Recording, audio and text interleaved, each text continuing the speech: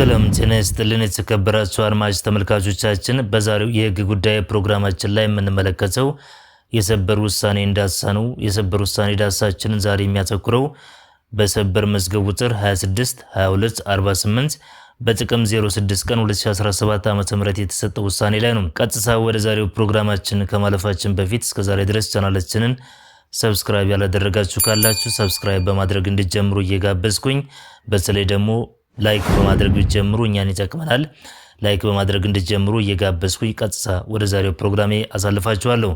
የሰበር መዝገብ ቁጥር 262248 በጥቅም 06 ቀን 2017 ዓ.ም የተሰጠው ውሳኔ ነው። ጉዳዩን ስንመለከት ጉዳዩ የወንጀል ቅጣት ገደብን የሚመለከት ነው። የወንጀል ቅጣት ገደብን የሚመለከት ጉዳይ ነው። በስር ፍርድ ቤት የነበረው ክስ በኢፌዴሪ ወንጀል ሕግ አንቀጽ 32 1 ሃንና ለን የሚመለከትና የንግድ ምልክት ምዝገባ ጥበቃ አዋጅ 501 1998 501 1998 አንቀጽ 4 እና 41 ንዑስ አንቀጽ 1ን የሚመለከት ነው። ልድገምላችሁ። በኢፌዴሪ ወንጀል ሕግ አንቀጽ 32 ንዑስ አንቀጽ 1 ሃና ለ የንግድ ምልክት ምዝገባ ጥበቃ አዋጅ ቁጥር 501 1998 አንቀጽ 4 እና 41 ንዑስ አንቀጽ 1ን የሚመለከት ነው። የወንጀሉን አይነት ባጭሩ ስንመለከት ተከሳሽ የባለቤትነት መብት ሳይኖራቸው በህገወጥ መንገድ የሌላ ሰው ንግድ ምልክት በመጠቀም የማታለልና የማምታታት ወንጀል ፈጽመዋል የሚል ክስ ቀርቦባቸዋል። በተጨማሪም በክሱ ላይ የተጠቀሰው ድርጅት መልካም ስምና ኢኮኖሚ ጥቅም በመጉዳት ለሀገር ኢኮኖሚ እድገት የሚሰጠውን ከፍተኛ ግብር ገቢ ከፍተኛ ጉዳት በማድረሳቸው የሚል ክስ ነው። የስር ፍርድ ቤት የነበረውን ውሳኔ ስንመለከት የስር ፍርድ ቤት ግራቀኙን ካከራከረና ማስረጃ ከሰማ በኋላ ተከሳሾች በተከሰሱበት የህግ ድንጋጌ ስር የተመላከተውን በመተላለፋቸው ጥፋተኛ በማድረግ የሰበር አመልካችን በ4 ዓመት ጽኑ እስራት ጽኑ እስራት እንዲሁም የስር ሁለተኛ ተከሳሽን ደግሞ 5 ዓመት ጽኑ እስራት እንዲቀጡ ወስኗል። የጉዳዩ አመጣጥ ከላይ የተመለከተውን ሲመስል ሰበር የያዛቸውን ጭብጦች ስንመለከት ደግሞ አመልካች ታማሚ መሆኗና የሶስት ህጻናት እናት መሆኗ አኳያ ያቀረበችው የገደብ ጥያቄ መታለፊ ተገቢ ነው ወይስ አይደለም የሚለውን ለመመዘን ነው የተያዘው ጭብጥ። ሰበር የያዘው ጭብጥ ይህን ይመስላል። የግራ ቀኙን ክርክር ደግሞ ስንመለከት በአመልካች በኩል የቀረበውን ክርክር ስንመለከት አመልካች ከስር ፍርድ ቤት ሁለተኛ ተከሳሽ ጋር በነበራቸው ጋብቻ ውስጥ ያፈሯቸው እና የሚያስተዳድሯቸው 3 ልጆች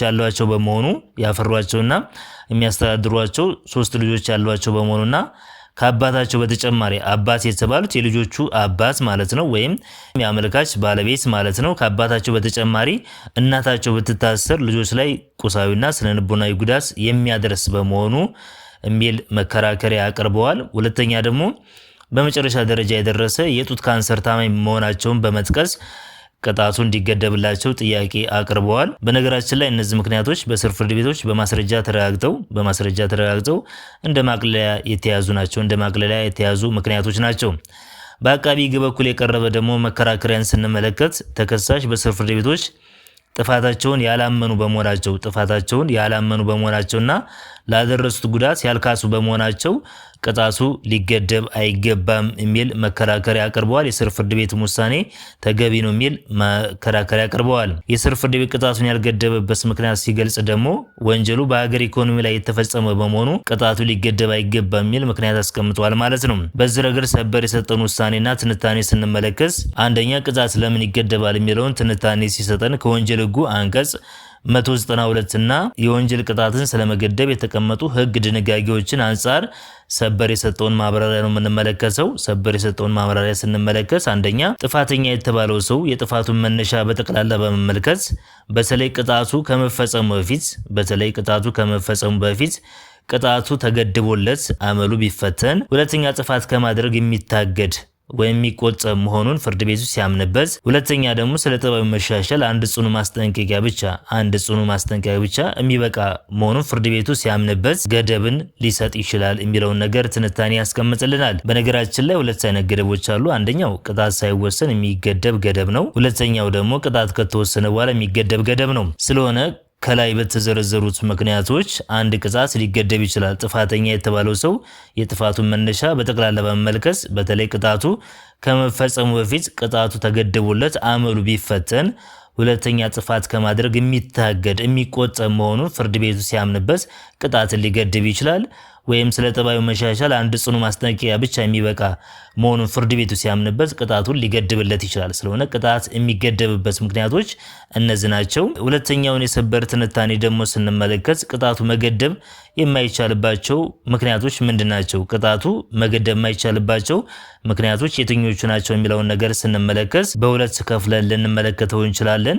አንደኛ የቀድሞ ሪከርድ ያለበት ሰውን፣ ሁለተኛ ደግሞ የቀድሞ ሪከርድ የሌለበትን ሰው መሰረት በማድረግ በሁለት ልንከፍለው እንችላለን። የቀድሞ ሪከርድ ያለበትን ሰው ስንመለከት አንደኛ ጥፋተኛው ከዚህ በፊት የጽኑ እስራት፣ ልብ ብላችሁ አስተውሉልኝ፣ የጽኑ እስራት ቅጣት ተፈርዶበት እንደሆነና የጽኑ እስራት ቅጣት ተፈርዶበት እንደሆነና ወይም ከ3 ዓመት የሚበልጥ ቀላል እስራት ቅጣት ተፈርዶበት ከነበረ ከ3 ዓመት የሚበልጥ ቀላል እስራት ቅጣት ተፈርዶበት ከነበረና አሁን በተከሰሰበት ወንጀል ወይ ጽኑ እስራት ወይም ከ3 ዓመት የሚበልጥ ቀላል እስራት የሚያስቀጣው ከሆነ አሁን ደግሞ በተከሰሰበት ቀድሞ ምን ብለናል? ጥፋተኛው ከዚህ በፊት የጽኑ እስራት ቅጣት ተፈርዶበት እንደሆነ ወይም ከ3 ዓመት የሚበልጥ ቀላል እስራት ቅጣት ተፈርዶበት ከነበረ አሁን በተከሰሰበት ወንጀል ደግሞ ወይ በጽኑ እስራት ወይም ከ3 ዓመት የሚበልጥ ቀላል እስራት የሚያስቀጣው ከሆነ ይሄ ተሟልቶ ከተገኘ ቅጣቱ አይገደብም ማለት ነው። ሁለተኛውን ደግሞ ስንመለከት ከዚህ በፊት ያልተቀጣ ወይም የቀድሞ ሪከርድ የሌለበት ሰው ከዚህ በፊት ያልተቀጣ ወይም የቀድሞ ሪከርድ የሌለበት ወይም አዲስ አጥፊ ከሆነ ደግሞ በተከሰሰበት ወንጀል ከ5 ዓመት የበለጠ ጽኑ እስራት የሚያስቀጣው ከሆነ አሁን በተከሰሰበት ወንጀል ከ5 ዓመት በላይ ጽኑ እስራት የሚያስቀጣው ከሆነ ቅጣቱ አይገደብም ማለት ነው። ሶስተኛ ደግሞ በወንጀል ሕጉ አንቀጽ 197 ንዑስ አንቀጽ 1 ስር የተመላከቱትን ጥፋተኛው መልካም ጸባይ እንደሚመራ እንደሚፈጽም የተሰጠውን ግዴታ እንደሚቀበል ፍርድ ቤቱ ካመነበት ቅጣቱን ሊገድበው ይችላል ማለት ነው። ሶስተኛ የሰበር ትንታኔን ደግሞ ስንመለከት ቅጣቱ ስለመገደብ ከዚህ በፊት በሰበር ከተወሰነው የሰበር መዝገብ ቁጥር 171403 አንጻር ሲመዝነው አንደኛ ጥፋተኛው ቅጣቱ እንዲገደብለት ያቀረባቸው ምክንያቶች የጥፋተኛውን ቀድሞ ታሪክ የጠባዩንና የአመሉን አካሄድ ለመመዘን የሚያስችሉ አሳማኝና በጥፋተኛው ላይ የተጣለው ቅጣት ታግዶ ቢቆይ ዳግም ጥፋት ከመፈጸም እንደሚቆጠብ ለማድረግ የሚያስችሉ ሁኔታዎች ካሉና ሁለተኛ በወንጀል ሕጉ 194 ያልተዘረዘሩ ቅጣት እንዳይገደብ የሚያደርጉ ምክንያቶች ውጭ በመጥቀስና ከአደጋው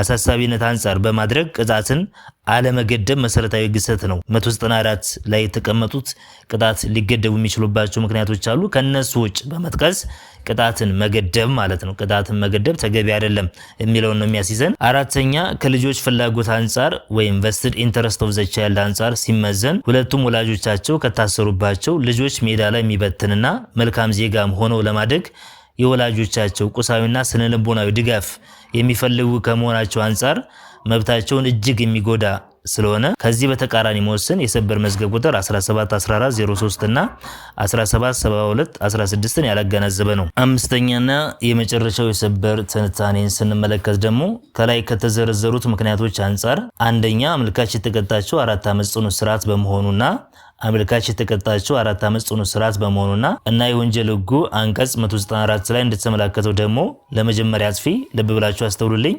ለመጀመሪያ አጥፊ ከ5 ዓመት የበለጠ ጽኑ እስራት ካልተቀጣህ ድረስ ከ5 ዓመት የበለጠ ጽኑ እስራት ካልተቀጣ ድረስ መገደብ እንደሚቻል ስለሚያስቀምጥ፣ ሁለተኛ ፍርድ ቤቱ ቅጣቱን ላለመገደብ ያስቀመጠው ምክንያት በወንጀል ሕጉ አንቀጽ 194 ላይ ያልተጠቀሰ በመሆኑ፣ ሶስተኛ ፍርድ ቤቶች የህፃናት ደህንነትን በቅድሚያ የማረጋገጥ ህገ መንግስታዊ ግዴታ ያለባቸው በመሆኑ እደግምላችኋለሁ፣ ፍርድ ቤቶች የህፃናትን ደህንነት በቅድሚያ የማረጋገጥ ህገ መንግስታዊ ግዴታ ያለባቸው በመሆኑ መሰረት በማድረግ የፌዴራል ሰበር ሰሚ ችሎት በመጨረሻ የሰጠውን መደምደሚያ ስንመለከት በፌዴራል ጠቅላይ ፍርድ ቤት ሰበር ሰሚ ችሎት መዝገብ ቁጥር 171403 እና 177216 መሰረትና በፌዴራል ፍርድ ቤቶች አዋጅ ቁጥር 1234 2013 አንቀጽ 2 ንዑስ አንቀጽ 4 እና አንቀጽ 10 ንዑስ አንቀጽ 1 መሰረት የስር ፍርድ ቤቶች ቅጣቱን አለመገደባቸው መሰረታዊ የህግ ስህተት ፈጽመዋል ብለዋል። ስለሆነ ባጭሩ ቅጣቱ ሊገደብ ይገባ ነበር ብሎ ወስኗል ማለት ነው።